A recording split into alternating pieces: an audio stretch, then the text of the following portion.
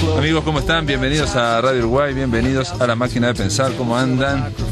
¿Cómo andan? Llegamos, ¿no? Que llegamos, arrancamos. La verdad que estamos hoy, lunes 14 de abril del 2014, a las 20:01. Estamos con Nano en controles de emisión, con el flaco Germán en la puesta a punto, arrancando una semana diría que especial, pero no sé, ustedes saben que aquí en La Máquina de Pensar a veces le dedicamos a una obra, a un escritor, y a veces hacemos la semana surtida, que le llaman, y bueno, digamos que esta es una semana surtida.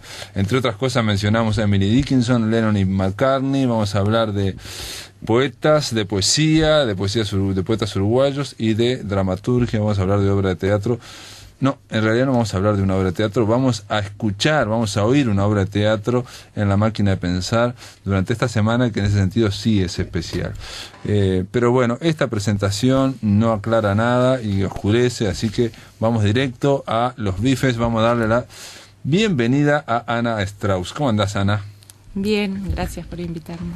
Ana Strauss, no sé qué hago en Inglaterra, no sé qué hago hablando con Ana Strauss, no sé qué hago en Inglaterra, es el libro de ella que acaba de publicar en Ya Gurú. Ana Strauss nació en México, usted es mexicana, 1977, mexicana. Sí, así mismo. Pero hija de uruguayo, me imagino, ¿el exilio no? No, de argentinos, pero vivo acá en Uruguay. Ah, mirá, y que estaban también por las mismas razones políticas, ¿o no? En México.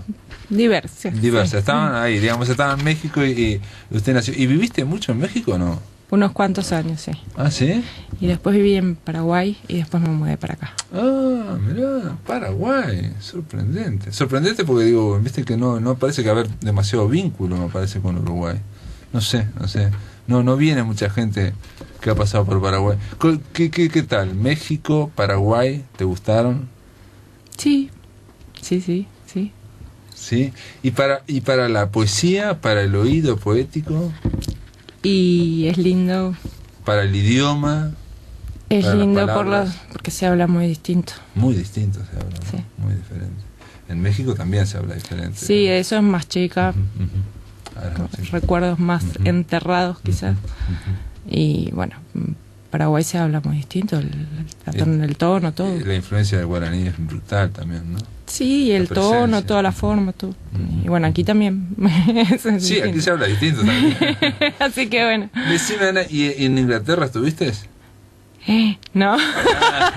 Por eso, no sé qué hago en Inglaterra, ese es el libro de Ana. Editado en Ya Gurú. No sabes qué estoy hablando. No, es un libro de poesía editado en Ya Gurú por Maca. Maca, parece redundante, lo digo una y otra vez, pero que él intenta que cada libro sea diferente. Y fuera de micrófono yo te estaba preguntando precisamente, Ana, porque me llamó la atención. No es frecuente ver un libro de poesía en el cual solamente aparezca escrito las páginas impares y solamente una, ¿no? Del otro lado no aparece, digamos. Bueno, las pares no aparecen, exactamente, serían solo las impares. Quiere decir que este libro en páginas tiene, si lo hubiera hecho como se acostumbra, impreso de los dos lados, sería la mitad de páginas. Entonces llama la atención, un poco me llamó la atención, y vos me decías que eso había sido una propuesta de Maca, pero con la cual habías estado de acuerdo. Sí, hubo dos posibilidades en algún momento de poner. Yo vi para mí el diseño, todo todo lo que él hizo del libro es precioso y cuando vi las dos yo me quedé con esta porque siento que esta dobla un poco, la hace más grande, pero en realidad siento que este blanco es importante acá. ¿Y por qué vos me decías que también para vos es importante, aunque digo, la primera página en blanco que comienza el libro, que eso sí es frecuente, digamos, eso está dentro de la normalidad de los libros? En general, cada libro empieza con una página en blanco y luego comienza el título, en fin, los créditos, las presentaciones, los epígrafes, las dedicatorias. Pero a vos me dijiste que le dabas importancia a esa primera página incluso en blanco. Eso creo que no te lo dije. ¿Ah, no? No, pero creo que no. Bueno, muy bien. Pero está en el interior, sí, para mí, cuando lo vi dije, esto me gusta, lo siento cerca. Y no tiene que ver con el silencio, porque hay que aclarar, no sé qué hago en Inglaterra, tiene un epígrafe que es de Roberto Aprato, y que de una poesía de Roberto Aprato, que dice: una esencia que se manifestaba así, con un ritmo que pasa por encima los detalles del día. No sé, hay una cuestión también de los signos, mirá, me estoy poniendo muy exquisito, pero de los signos gramaticales. De repente vos ponés una coma sola y en el siguiente verso continúa la poesía. Sí, hay una intención, o sea, no sé si se logra o no, pero 17, por ejemplo. Hay una intención, no sé si se logra, igual tú vas a ver que siempre hay una coma, después está la página en blanco, después sigue, entonces sí hay una intención en el libro hay como transcurre una intención de que en algún momento se produzca un diálogo por debajo que está corriendo ahí, y bueno, es parte. Hablas de es parte de algo que se trata de meter, pero sin... Y hablas del murmullo de las conversaciones, digamos este cruzamiento que vivimos todos, ¿no? Digamos de cierto ruido que nos atraviesa, ¿no? Y estímulos y de aceleración, y como que debajo de todo eso puede aparecer la poesía. Mira, yo más siento que esto es un poco, bueno, un intento de hacer una especie de algo que va a un diálogo en algún lugar. Intenta, si se puede decir, crear una especie de sonido, si se lograra, ¿no? Yo no puedo hacer música, pero digamos una frecuencia, algo así, y dar alguna imagen, por decirlo, bueno, un paisaje, por decir algo. Porque un detalle que no dije es que no hay en tus poemas, digamos, en este libro, no hay títulos, no hay división de poesía. Pregunto, leerse como un largo poema que va pasando lentamente, ¿no? Sí, la intención es eso, y hay hay qué sé yo, el tema de la conversación que hasta está dicha, no sé, en alguna parte, y un intento de que haya algún diálogo, y un intento de algo que a mí me gusta mucho, pero lo pongo como puedo, digamos, sin... Hay partes donde dice más bien, o ya, todas esas como muletillas, todo eso que decimos todo el tiempo, ¿no? Claro. A veces, qué sé yo, más bien, ahí voy, más bien, todo bien, ¿no? Ese tipo de asuntos a mí me gustan, o me interesan, o me llaman.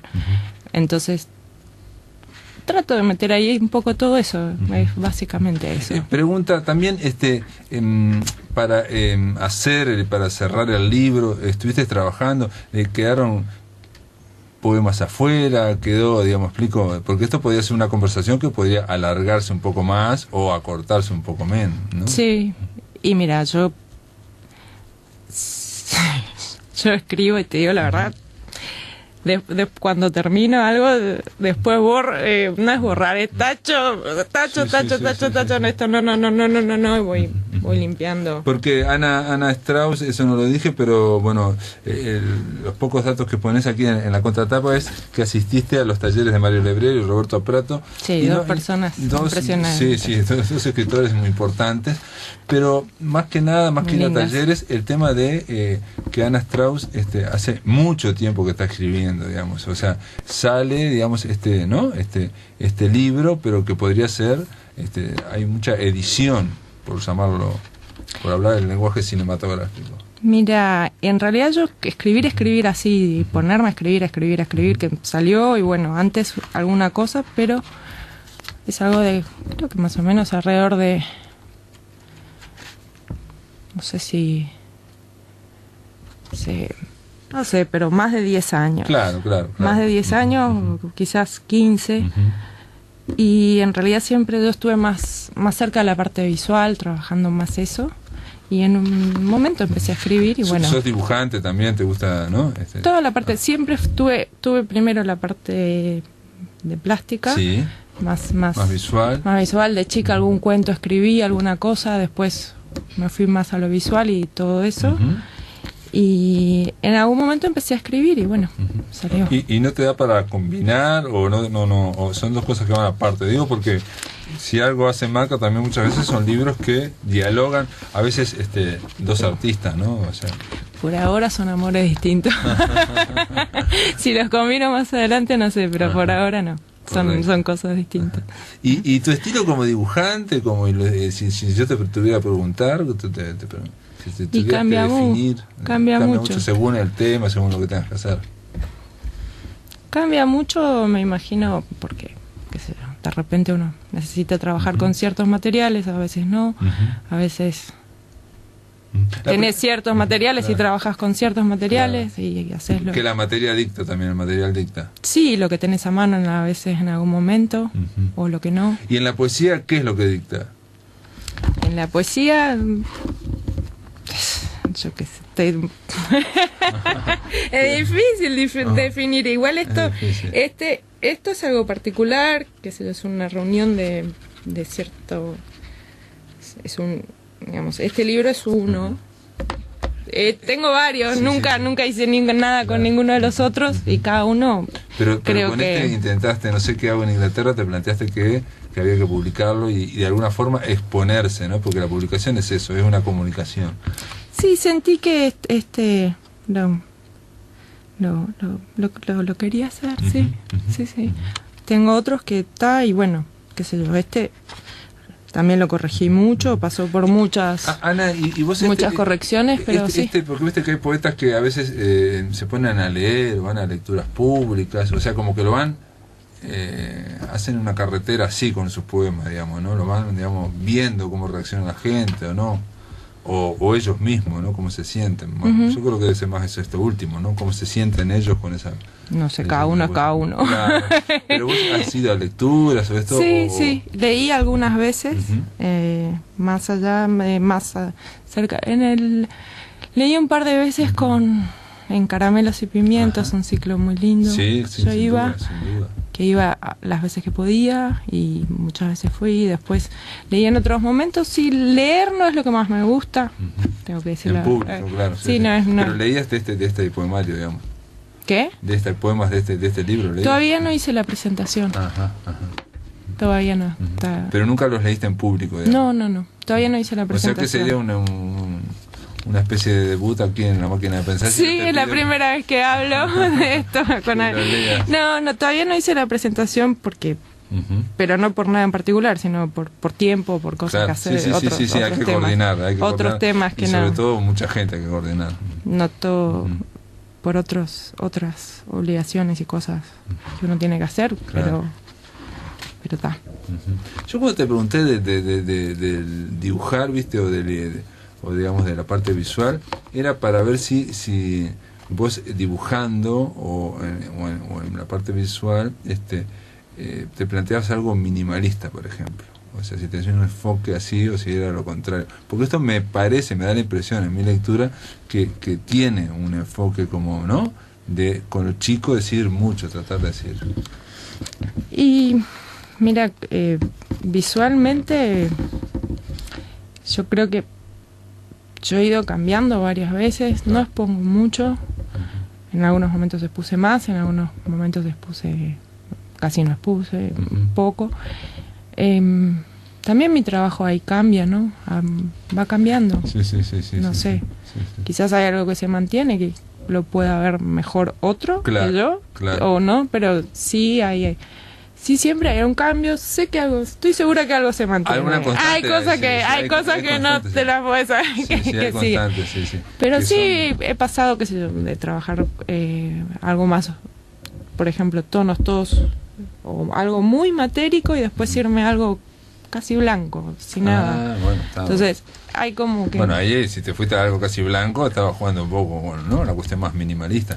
Pero bueno, no sé qué hago en Inglaterra, te invito, si te parece, a compartirlo aquí con los amigos que nos están escuchando, porque viste que la poesía es difícil hablar, a veces hay que dejar que hable la poesía. Sí, ¿no? Que tanto hablar uno, la verdad.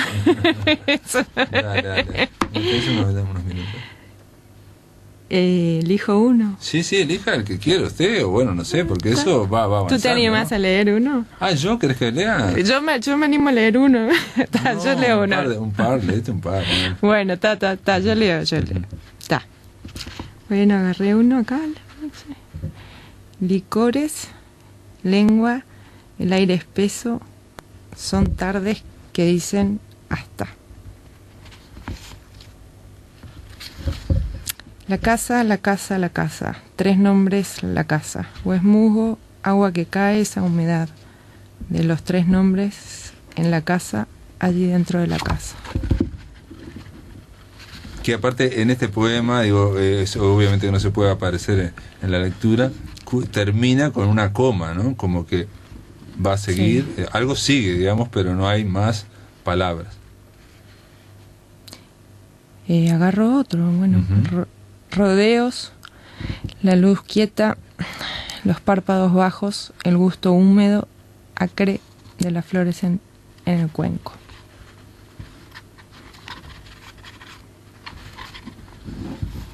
Nada al azar, la roca y el musgo, la sed del descanso, más bien la escarcha, dice, como si nada andan. En la mesa, en la casa y la mesa, que lo coloquial era de noche, las guirnaldas se sabían, nuestros cuerpos ya no eran vicios. Ya.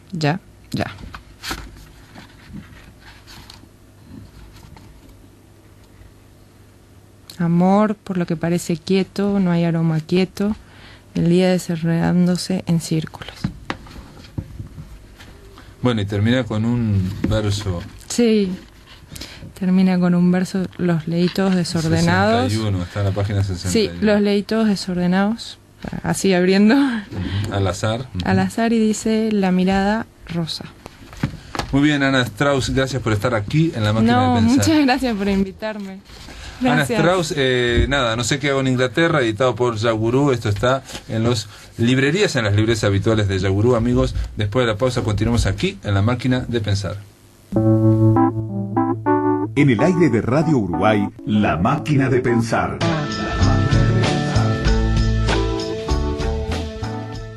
Ahora recuerdan que hace un par de semanas estuvimos hablando de Emily Dickinson y nos quedó en el tintero una charla con alguien muy importante, un poeta y traductor, José Luis Rey, que acaba de traducir para la prestigiosa editorial Visor toda la obra completa de Emily Dickinson. ¿Cómo andás, José Luis? Pues muy bien, un saludo desde España, la tierra hermana de América. José Luis Rey es primero que nada hay que decir que es cordobés, es doctor en literatura, es poeta y ensayista, es autor de 5 poemarios y también de ensayos. Entre los ensayos destacan Caligrafía del Fuego, la poesía de Pere Gimferrer. A Pere Gimferrer lo entrevistamos, estuvimos conversando acá desde La Máquina de Pensar. Fue un gran placer para nosotros. También entre tus ensayos, José Luis, destaca Jacob y el Ángel, la poética de la víspera, que después te voy a preguntar de qué trata porque me parece notable el título.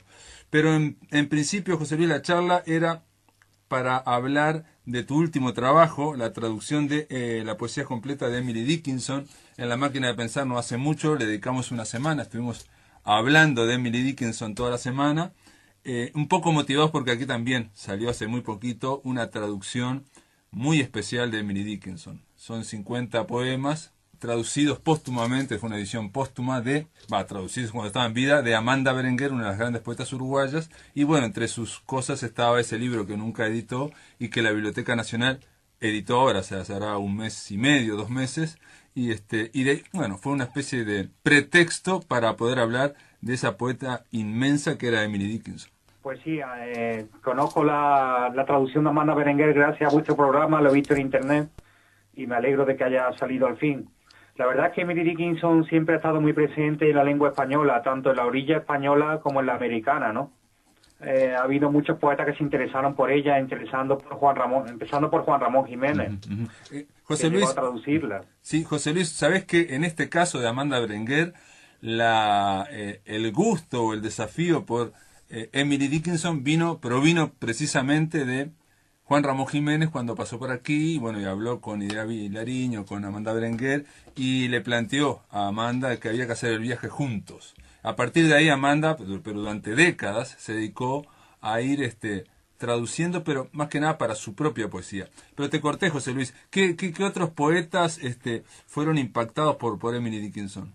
Bueno, pues ahora que recuerda la estancia de Juan Ramón Jiménez en Buenos Aires y Montevideo, se ha editado hace poco en España un libro de entrevistas en el que él habla muy bien de vuestra tierra. Y recuerda a Juan Ramón Jiménez su paso por las tierras sudamericanas, y concretamente habló mucho con la poeta, como tú mencionas, Idea Vilariño. Respecto a otros poetas que se hayan influido por Emily Dickinson, la verdad es que en España es muy conocida, pero tiene poco eco en la obra de los autores. En la obra, quizá el impulso celebratorio de Claudio Rodríguez, el gran poeta de los años 50, puede recordar un poco a Emily Dickinson. Pero la verdad es que hay pocos autores, aparte de Juan Ramón Jiménez o quizá Jorge Guillén, que puedan situarse en la órbita de Emily Dickinson. José Luis, me estabas diciendo que Juan Ramón tradujo a Emily Dickinson, pero esas traducciones fueron publicadas en un libro. ¿Cómo fue? ¿Cuánto tradujo, por ejemplo? Bueno, es muy curioso porque tradujo solo unos pocos poemas y lo hizo pasar como propio, disfrazado, digamos, de algún modo, en su libro Diario de un poeta recién casado. Es decir, que realizó 3 traducciones y lo hizo pasar como poema propio, y después con el tiempo descubrió que eran traducciones de Emily Dickinson. Pero sí es cierto que él estuvo muy pendiente de la poesía americana, tanto en lengua española como inglesa. Y entonces, en su larga estancia en el exilio de Estados Unidos, pues él no solo investigó la obra de Dickinson, también la de Whitman, la de Arlington Robinson y otros tantos poetas que le interesaron. Por supuesto, conocía muy bien a Yeats, a Eliot, a Auden. Era un gran especialista en literatura inglesa. Y a Pound, ¿no? A Pound, claro. A Pound no le gustaba mucho. Ah, no le gustaba mucho. Pregunta. No, a Pound le gustaba más Eliot. Y por supuesto Yeats. José Luis, te pregunto porque realmente me sorprendió esto que acabas de contar de Juan Ramón, de que él tradujo 3 poemas y de alguna forma los hizo pasar, no sé si como propios, pero bueno, adentro de un libro de él, ¿no? Sí. ¿Cuál es la explicación? ¿Cómo sería el juego textual?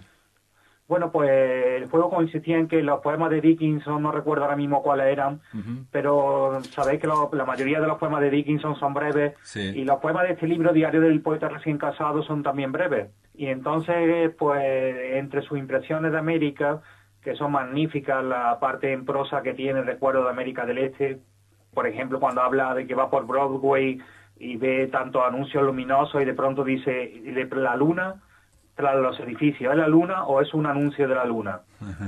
Bueno, con estas impresiones de Norteamérica, pues en verso se hizo pasar por propio esos poemas de Dickinson que hablan un poco también del paisaje que él tuvo ocasión de ver allí. ¿Y no será también una forma de plantear una afinidad y un homenaje con esta gran poeta? Por supuesto, porque los dos eran 2 grandes solitarios y 2 grandes amantes de la palabra. Hay que recordar que Juan Ramón Jiménez echaba mucho de menos su lengua allí en América, y por eso le vino muy bien el viaje a Montevideo, a Buenos Aires, la estancia en Puerto Rico, pero él era un gran solitario. Entonces Emily Dickinson también se identifica espiritualmente en este sentido, ¿no?, con ella. Y su poética también va a la esencia de las cosas, y en esto también coinciden los dos, en buscar la esencia del firmamento, del universo, en buscar la esencia de la vida.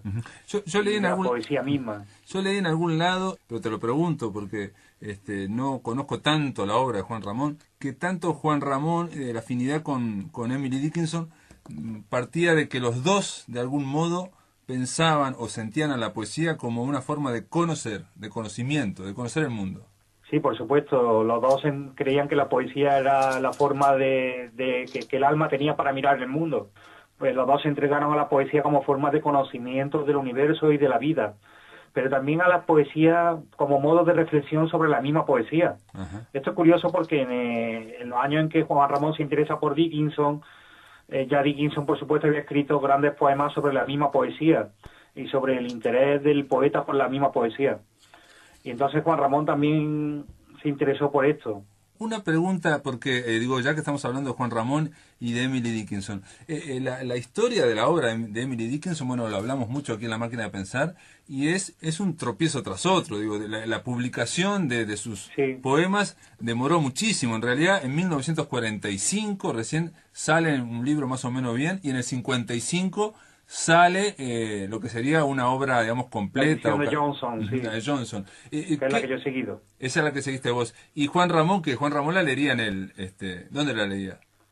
Juan Ramón la leyó hacia los años 30, en edición americana. Hay que recordar que su mujer, su esposa Zenobia Camprubí, se había criado y educado en Norteamérica y conocía perfectamente la lengua inglesa. De hecho, ella era traductora de Rabindranath Tagore, el premio Nobel del 1913, el gran poeta indio, que también estuvo, por cierto, por vuestra tierra. Entonces Juan Ramón, gracias a la ayuda de Zenobia, iba conociendo toda la poesía en lengua inglesa. Pero claro, él la conoce en las primeras ediciones minoritarias, en la que no estaba traducida, editada su obra completa.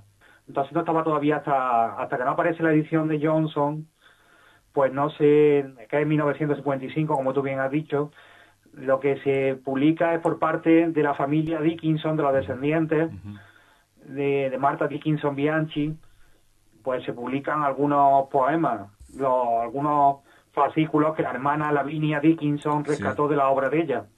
Porque al principio también, creo, te pregunto, no solamente se editaron pocos poemas de Dickinson, sino que incluso se les forzó, se les cambió, se les quiso hacer que rimaran y cosas así.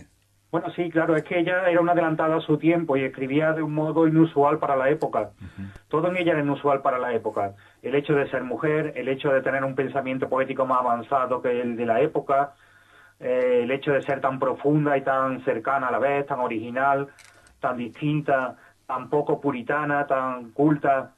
Todo era distinto a lo que se usaba en la época. Y es verdad que intentaron normalizar, por decirlo de algún modo, su poesía.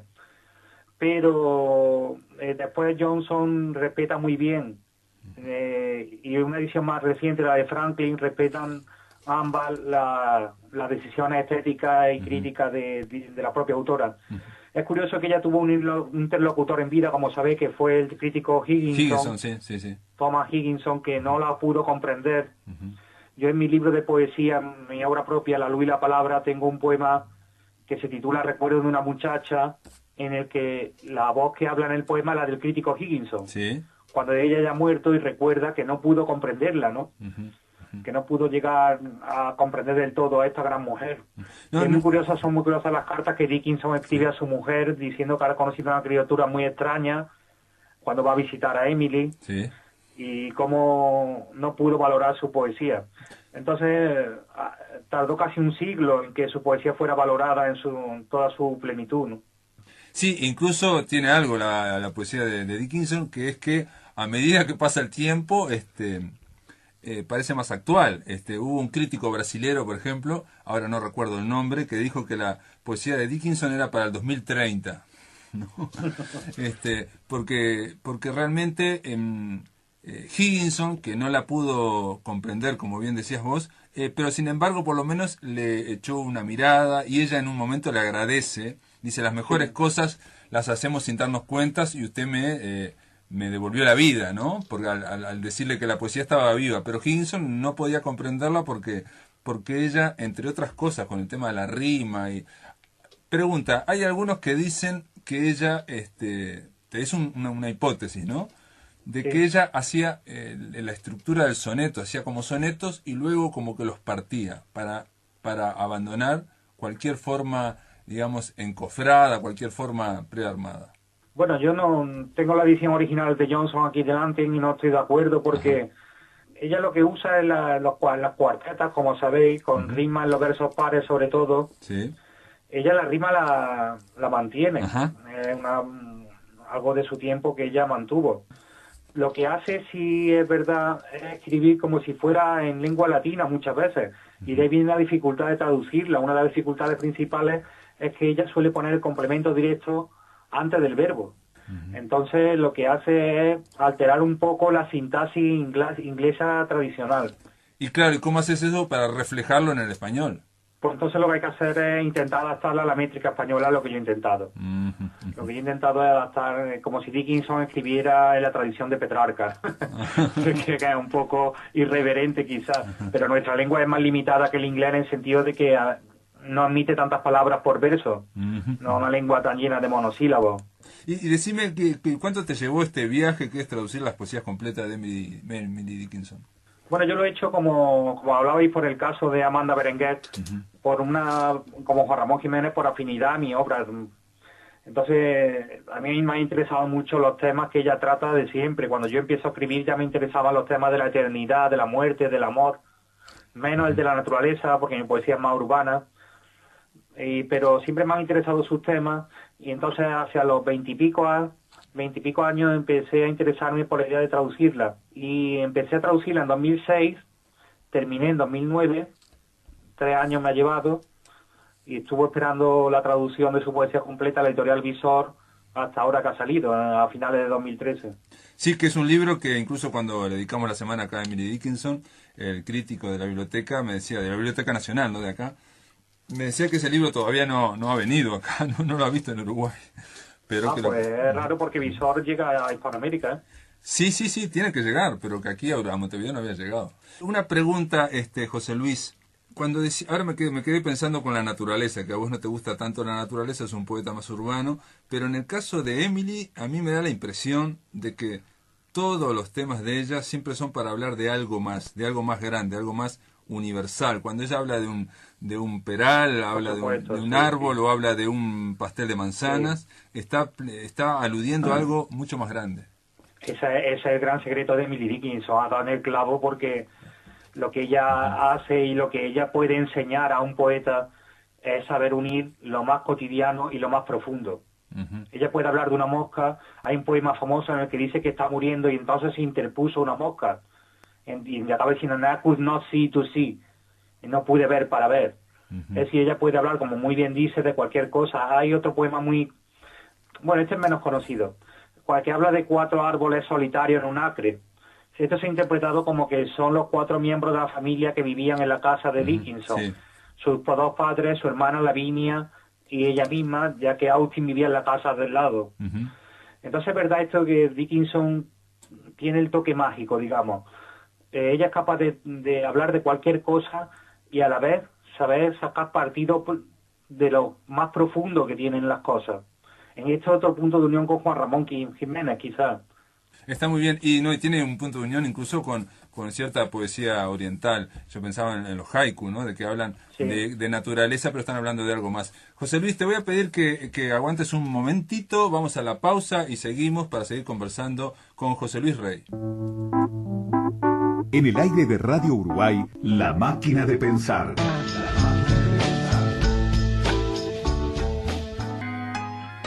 Amigos, continuamos aquí en La Máquina de Pensar. Estamos conversando con el poeta cordobés, el poeta español José Luis Rey. Él está allá en Córdoba, del otro lado del teléfono.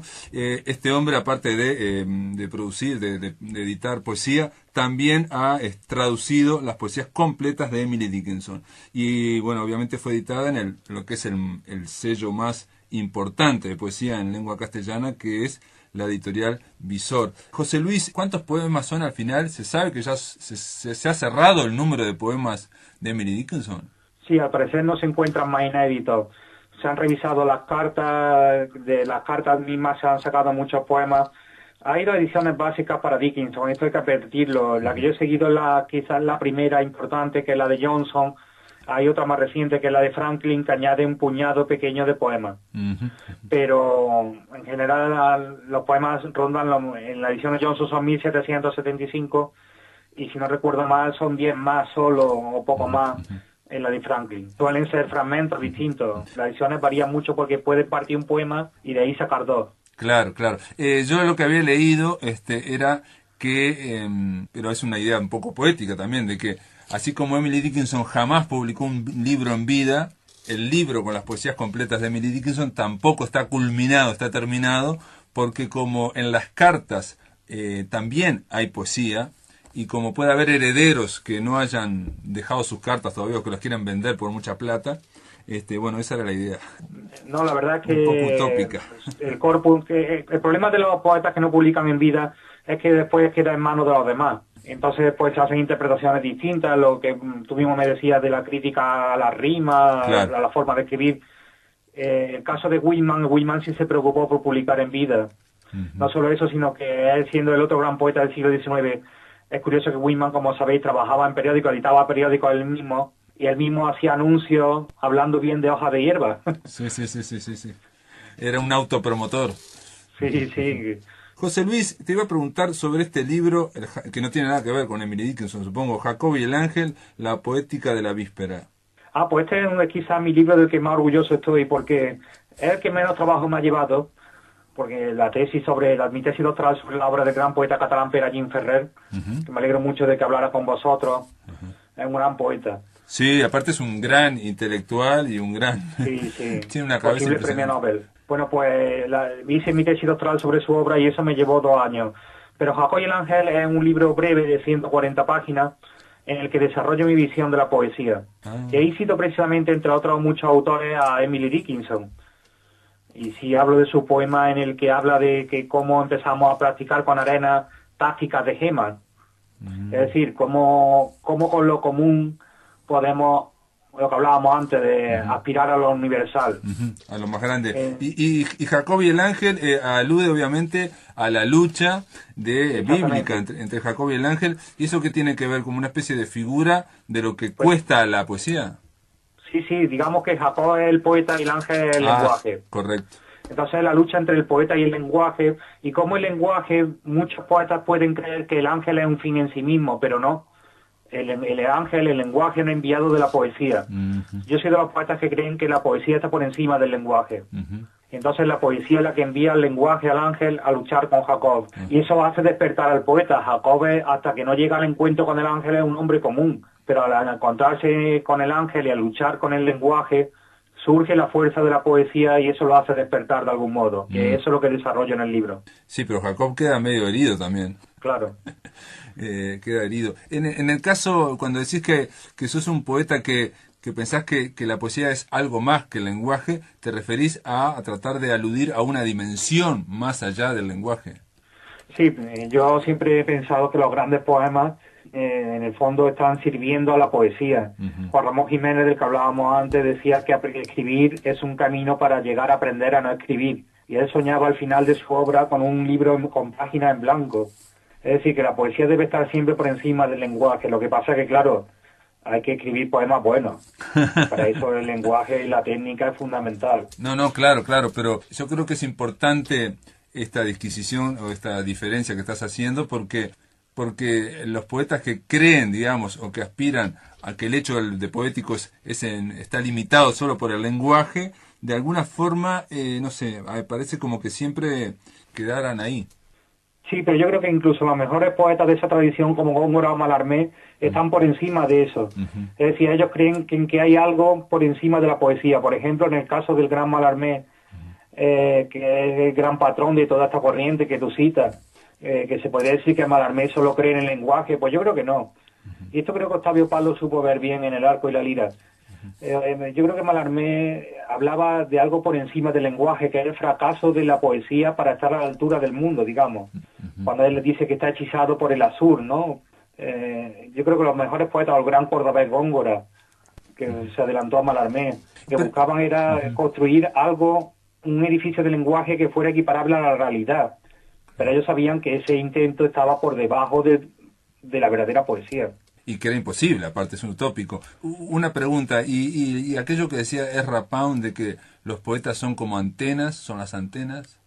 Sí, claro, esto se ve muy bien en el caso de grandes poetas espirituales como Rilke. Rilke fue una antena hacia lo invisible, hacia la plenitud del mundo, hacia la necesidad de encontrar una justificación y una explicación a la vida, ¿no? Claro, los poetas grandes suelen ser antenas, el mismo Trakl, el gran poeta austríaco, suelen ser grandes antenas hacia lo invisible. Y en el caso de Emily Dickinson, ella podría ser una antena, pero una antena que casi no salió de su casa, casi no salió de su habitación, seguramente salió muy poquito del pueblo, y sin embargo, parece hacer lo contrario de Walt Whitman, y bueno, y de lo que estaban haciendo todos los poetas o todos los escritores en el siglo XIX en Estados Unidos, ¿no? O sea, en ese país que estaba creciendo a ritmo tan acelerado, ella hace la estrategia inversa. Sí, pero la verdad es que Emily Dickinson tuvo una gran cultura. Su padre se ocupó de que la tuviera y que se formara en un seminario, y entonces pues no le hizo mucha falta salir de Amherst, porque digamos que ella tenía ya el mundo dentro. Tenía grandes conocimientos de geografía, que eso se ve muy bien en su obra, de botánica, de astronomía, de matemática, de religión, de lengua y por supuesto de literatura. Y la verdad es que Whitman y ella son muy diferentes. Whitman es un poeta más exterior, más explosivo, y ella es más implosiva, más hacia adentro. Pero yo creo que coinciden los dos en algo muy importante, en ser coloquiales, en ser cercanos. En ser muy accesibles en la comunicación, aunque Emily, generalmente los finales de sus poemas son un poco herméticos, son esquivos, son elusivos, o hacen una especie de gran elipsis y uno se queda en puntos suspensivos, ¿no? Hasta que, si no se agarra, digamos, la frecuencia de ella, no es una poeta fácil. Pregunta José Luis, ¿y no será esto también otra hipótesis conversada con otro crítico, ¿no? Emily Dickinson es contemporánea de Jules Lafort en Francia, y digo, de alguna forma en el siglo XIX parecía algo que es evidente ahora, pero algo que estaba recién naciendo en el siglo XIX, que con la caída, digamos, de Dios y en el arte por sí mismo, parecía como que los poetas tenían que construir su propia poética, su propio canon, y tenían que construirse ellos mismos como personajes. Walt Whitman es evidente, pero casi todos los poetas ocurrieron así, les pasó así. No puede ser que Emily Dickinson se diera cuenta con esa perspicacia que tenía impresionante, con esa lucidez, y que se negara a ese juego de la fama. Ella dice en un momento, publicar es como subastar, como rematar a un poeta. No, que me parece una visión muy inteligente del asunto, porque es verdad que a partir de cierto momento, de Lafort, de Rimbaud, de Lautréamont, de Baudelaire, por supuesto, los poetas van creando su propio personaje y su propio mundo. Y quizá ella, pues, lo hizo al revés, pero así también contribuye a crear su propio personaje. Claro, puede ser, sí. Puede ser que ella misma intuyera que en el fondo sería también conocida por ese, digamos, estar al margen del mundillo literario, y por ese... Se dice que Emerson fue a dar una conferencia cerca de su casa y no asistió, por ejemplo. Sí. Bueno, hay algunos que dicen que incluso fue hasta la casa o algo así, y ella estaba afuera, arriba, y la escuchaba desde la escalera. Sí. Es curioso que eso acabe desembocando en la creación de un personaje también. Pero no pasó. Negarse a publicar. Pero no pasó, por ejemplo, con Salinger en el siglo XX, y Thomas Pynchon, por ejemplo, en Estados Unidos. Me refiero a sociedades que tienen los más medias súper desarrollados, donde hay una gran medios de comunicación de masa, una gran cultura masiva, y parece que los escritores que no dan entrevistas o que se ocultan, eso parece que llaman más la atención. Claro, son más famosos al final. Sí. Es una técnica publicitaria también. A la inversa. Yo no digo que lo de Emily haya sido una técnica publicitaria, pero sino es como la lucidez de darse cuenta cómo eran las reglas del juego, y la lucidez de decir, yo así no voy a jugar. No, y también darse cuenta de la vanidad que es del mundo literario. Aquí en España, si eres poeta, acaba harto del mundo literario, ¿eh? No sé cómo será en Montevideo. Igual. Es igual. Es lo mismo. Entonces la vanidad del mundo literario, donde es una reunión de ecos, como decía el poeta español José Ángel Valente, pues acaba haciendo que los poetas al final se retiren de ese ambiente literario. El mismo Jim Ferrer, aunque dirige la editorial Seis Barral, no suele participar en el mundillo literario tanto, ¿eh? Sí, pero eso lo que estás diciendo ahora, es parte, digamos, del carácter del gremio de escritores, quizás. Pero yo pensaba en Emily en una cuestión más allá de lo que son los egos y de todo lo que son ese narcisismo que a veces es necesario y a veces es obligatorio que exista, sobre todo cuando está planteado que hay que convertirse en un personaje, ¿no? En esa Sí. cuestión tan que digamos los antiguos no la tenían, ¿no? Los poetas no tenían por qué ser personajes. Yo creo que ella hizo muy bien apartándose un poco de todo eso, ¿eh? Porque ahora su obra quizás sea más valorada a partir de esa soledad. La soledad es un componente esencial en la creación de su obra, pero no en su lectura necesariamente, en la lectura que hagamos de ella, porque, como he dicho antes, habla de un modo muy cercano y es muy humana. Y, bueno, por ejemplo, tiene un poema en el que dice a los mendigos háblale con cuidado de los dulces y de las viandas y de los banquetes. Anécdotas del aire son un dulce mortal en las mazmorras. Sí. Es decir, que ella valoraba mucho la vida y eso no significa que tenga que darse a conocer tampoco, ¿no? Sí, está claro que ella, incluso en sus poemas, hay varias voces conversando animadamente entre sí, ¿no? Como si ella las oyera o las pudiera dibujar. Una última pregunta, me quedé pensando, porque hay un poema de ella que está traducido por Amanda, pero lo he visto en otros lados, que es de una abeja, habla de la fama, fama es como una abeja. Exacto, y que tiene su aguijón también, ¿no? Y también vuela y todo esto. Me parece, a mí me daba la impresión que era un aire machadiano tenía ese poema. Pues muy bien, yo creo que está muy bien visto eso.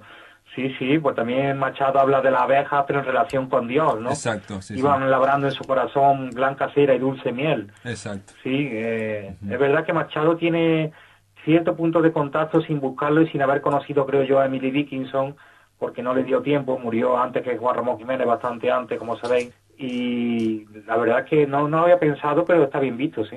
José Luis Rey, te agradezco esta charla y la verdad que, bueno, vamos a ver si te molestamos en alguna otra ocasión. ¿Cuáles son los poetas que te gustan? ¿Cuáles son los poetas que vos creés que son, digamos, de alguna forma te han alimentado?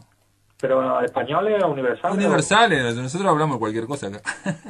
Ya. Bueno, ahora en España hay una generación muy buena, que son la generación de Jim Ferrer, la generación de los novísimos, que están Pera Jim Ferrer, Guillermo Carnero, Jaime Siles, Antonio Colina, Luis Antonio de Villena. Tenemos una gran generación de poetas culturalistas que hablan en sus poemas, por ejemplo, de Oscar Wilde o de cualquier otro aspecto de la vida y de la cultura, ¿no? Que no hacen distinción entre vida y cultura, como debe ser. Pero a mí me han influido mucho también Juan Ramón Jiménez, por supuesto, Federico García Lorca, la misma Emily Dickinson, Rilke, mucho. Bueno, Rilke, Eliot. Bueno, entonces, desde ya te digo, te voy a anotar que cuando hagamos la semana de Juan Ramón Jiménez, te vamos a estar llamando ahí a Córdoba. Pues yo lo agradezco mucho, porque para mí es un honor hablar con las tierras que visitó Juan Ramón y es un honor hablar con vosotros. Bueno, la verdad que te decía antes que era cordobés, puse ese énfasis porque uno de mis grandes amigos, yo viví en España, es cordobés, aunque vive en Valencia, y bueno, de alguna forma te mando un abrazo desde acá de Montevideo y gracias por estar acá en La Máquina de Pensar. Un fuerte abrazo por vosotros y muchas gracias. Chao. Muy bien, amigos, espero que les haya gustado. Mañana a partir de las 20 horas los esperamos aquí en Radio Uruguay, en La Máquina de Pensar. Que lo pasen muy, pero que muy bien.